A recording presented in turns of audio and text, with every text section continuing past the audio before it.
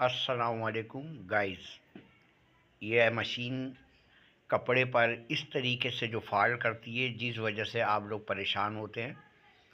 सही मशीन चलते चलते इस तरीके की जो पोजीशन आती है, तो मशीन में क्या वजह होती है,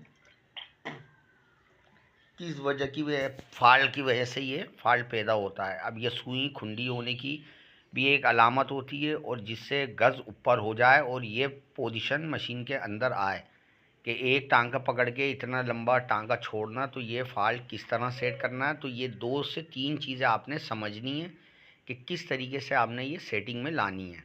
तो पहले आपने इस सुई को निकाल लेना और ये चेक करना है कि सुई खुंडी तो नहीं है। अभी आप देख सकते हैं ये सुई खुंडी है। अब ये खून पने की वजह से धागे को नोचेगी और कपड़े का तार निकालेगी, तो ये भी आपने सुई बदलनी है। तो इस तरीके से आपने ये सुई का हिस्सा रखना है। ये कटा हुआ हिस्सा याद रहे कि इस तरीके से ये कटे हुए हिस्से को आपने गस के अंदर सेटिंग करनी है। ये इस तरीके से आपने गस के अंदर लगाना है कटा हुआ हिस्सा, और ऊपर पेंच की टक्कर से। तो ये आपने कसने के बाद अब कैरियर की चार्ट किस तरह चेक करनी है। अब आपने ये सिलाइड प्लेट हटा दी,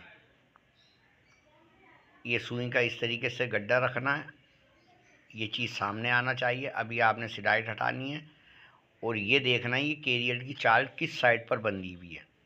अभी आप देखें ये गज़ भी ऊपर है, सुई नीचे नहीं है। मोटा कपड़ा आने की वजह से ये गज़ लूज़ होते हैं तो ऊपर चढ़ जाते हैं, तो इसकी वजह से टांका उठाना छोड़ देती है। तो ये आपने देखना है कैरियर की सेटिंग बहुत आगे के साइड पर है, आपने इसको थोड़ा सा पीछे करना है। अब ये मशीन का हिस्सा आपने किस तरह सेट करना है, ये आपने इस वीडियो के अंदर गौर से देखना है। ये इस साइड पर सुई आना चाहिए, इस हिस्से पर। तो ये हिस्सा आपने क्लियर करना है। ये नीचे से आपने ये राड लगानी है, इसमें पिन नहीं है।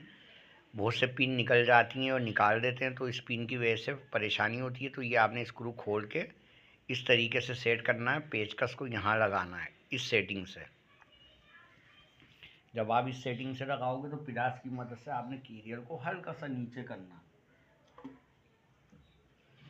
हल्का सा आपने नीचे करके फिर आपने सुई से आपने सेटिंग देखनी है। हल्का सा आपने नीचे करना है, ये पेंच लूज़ करके।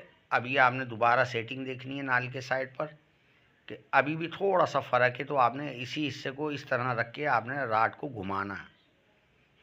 इस जगह से आपने कैरियर को पकड़ना है इस तरीके से। अब हल्का सा आपने नीचे के साइड पर करना है, ज़्यादा तेज़ नहीं करना, ज़्यादा ना घूमे, बस सुई इस हिस्से के अंदर आना लाजमी है। जो मैंने आपको समझाया इस पेचकस की मदद से कि इस हिस्से के अंदर आना ज़रूरी है, ना पीछे हो ना आगे। इस सेटिंग पर आपने इस स्क्रू को कस देना है, और ये स्क्रू ज़रा मजबूती से कसना है क्योंकि राड दोबारा घूम सकती है, तो आपने ताकत से इसको कस लेना। अब ये कैरियर का हिस्सा आपका बिल्कुल क्लियर हो चुका है। अब आपने देखना है क्या सेटिंग, इसी तरीके से मैंने आपको दोबारा समझाया कि ये सेटिंग इस तरह आपने रखनी है लाजमी। अब ये है सुई का हिसाब। अब ये कैरियर क्लियर हो गया, तो ये गज़ लूज़ है, इस लूजिंग की वजह से ये गज़ ऊपर चढ़ गया, तो सुई आपने घुमा के नीचे रखनी है। इतना गज़ आपने नीचे रखना है कि सुई की जो नोक है आपकी उंगली पर टच हो, इस तरीके से, ना ज़्यादा नीचे हो। अगर ज़्यादा नीचे होगी बोबिन केस पे सुई टकराएगी और सुई ख़राब होगी। बस इतनी आपने अंदाजे से सुई को रखना है। चैनल पे नए हैं तो मेरे चैनल को सब्सक्राइब करें और लाइक करें। अब ये पीछे है गज़ का हिस्सा, इस जगह से कसाई होती है। ये आपने इस जगह स्क्रू ड्राइवर से इस गज़ के स्टड को कसना है। ये आपने मत्था खोल लेना है जो आपको ज़ाहिर हो। इस तरीके से आपने पेचकस से इसकी कसाई मजबूती से कसनी है, इस तरीके से कि गज़ दोबारा ना हिले। ये इस तरह मजबूत हो जाएगा गज़। अब मोटा कपड़ा भी आएगा तो ये गज़ ऊपर नहीं चढ़ेगा। आपकी सेटिंग क्लियर हो चुकी है। दोबारा आपने इस माथे को लगाना, बस ज़रा सी सेटिंग है, सिर्फ समझना है, आपको कहीं जाने की ज़रूरत नहीं है। अब आपने बोबिन केस लगा के सिलाई चेक करनी है। इंशाल्लाह जो फॉल्ट था वो निकल चुका है।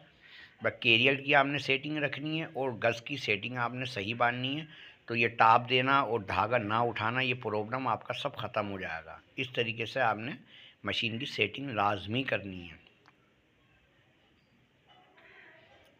अभी आप देख सकते हैं धागों की भी सेटिंग आपने देखनी है, प्लेटों के अंदर धागे क्लियर आएँ। ये छोटी छोटी चीज़ें हैं जो आप परेशान होते हैं और कारीगर के पास जाते हैं, कारीगर आपसे पैसा बटोरते हैं। तो इससे बेहतर है कि आपने ये यूट्यूब पर चैनल पे देख के आपने सब फॉल्ट खुद निकालना है। कोई ज़्यादा मुश्किल नहीं है, हर चीज़ करने से आसान होती है, तो आप कोशिश करें, इंशाल्लाह कामयाब होंगे। अभी आप देख सकते हैं ये कपड़े की सेटिंग कि जिस तरह आपकी ये मशीन फॉल्ट कर रही थी, अब वो फॉल्ट ख़त्म हो चुका है, एकम एक टांका क्लियर है। ये मशीन बिल्कुल क्लियर टांका दे रही है। अब इस चीज़ को आपने समझना लाजमी है कि ये सेटिंगें कैसे करी हैं। अब तक के लिए इजाज़त, अल्लाह हाफिज़।